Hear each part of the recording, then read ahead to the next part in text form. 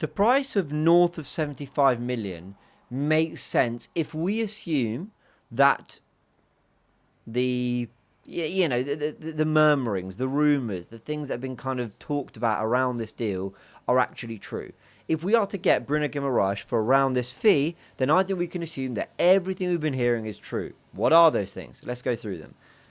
That Newcastle United told him, whether it came from Amanda Staveley and the previous kind of face of the ownership, or a different part of the ownership, or the board, or directors who have since left, I don't know.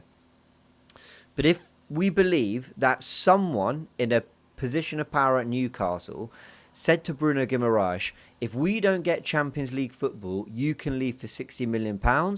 If that is to be believed, then it makes sense why Arsenal and Newcastle are negotiating at around this particular fee, because it's extremely low as a fee compared to what other players, who in my opinion are less talented, have gone for in this market. Now, that was supposedly a report that goes back to the 24-25 season, when we weren't sure if Newcastle were going to get Champions League football. In the end, they did get it. He stays another year. Isak goes. We all know the Newcastle story. I've covered that in a lot of detail on Football First. But I think the feeling, again, if you're to believe rumours, is that, and I think Team News and Tix has talked about this, and AFC Amden and others, I think the feeling is that behind the scenes, Bruno Guimaraes and his people basically felt that that was just a blanket sort of statement, a blanket offer. Listen, you've given us 4 or 5 years. If at any point we're not matching your ambition, we're not getting Champions League football, yes, that can be the price tag for you. But things change, and I don't blame Newcastle's stance for changing on that.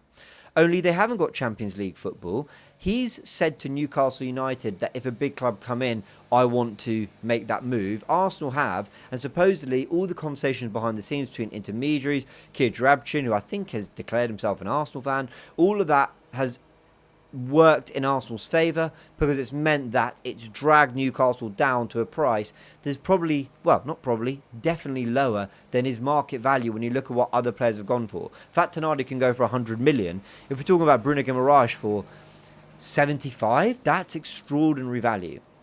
So, again, the Newcastle journalists deny any formal talks. But I think this has really been handled by agents, and I think owner to owner. And I think Newcastle, who are a little bit of a mess behind the scenes. Eddie Howe doesn't really know what's going on with transfers. He was, I think, if you believe reports, significantly involved in last summer's transfers. It didn't really go well for him then. The recruitment wasn't right, whatever. I think there's a chance that Newcastle are handling this in a different part of the hierarchy. But I don't know how deals get done. I'm just telling you what I've seen reported a lot. So Arsenal have stuck to their guns, got the buy-in from the player, leveraged this particular promise or position that Newcastle might have taken with Bruno Guimaraes at one point, have leveraged the fact that they don't have Champions League football, and have probably leveraged that they're the champions, that they have had a long-standing interest in Bruno Guimaraes, and all of this stuff might well have driven the price down for Bruno Guimaraes to about a 75 million, but don't be surprised if it's 75 with 10 million in add-ons, 70 with 12 million add-ons, all that kind of stuff, and we're landing at a rough price of 75 plus for one of the best midfielders in the world, in my opinion.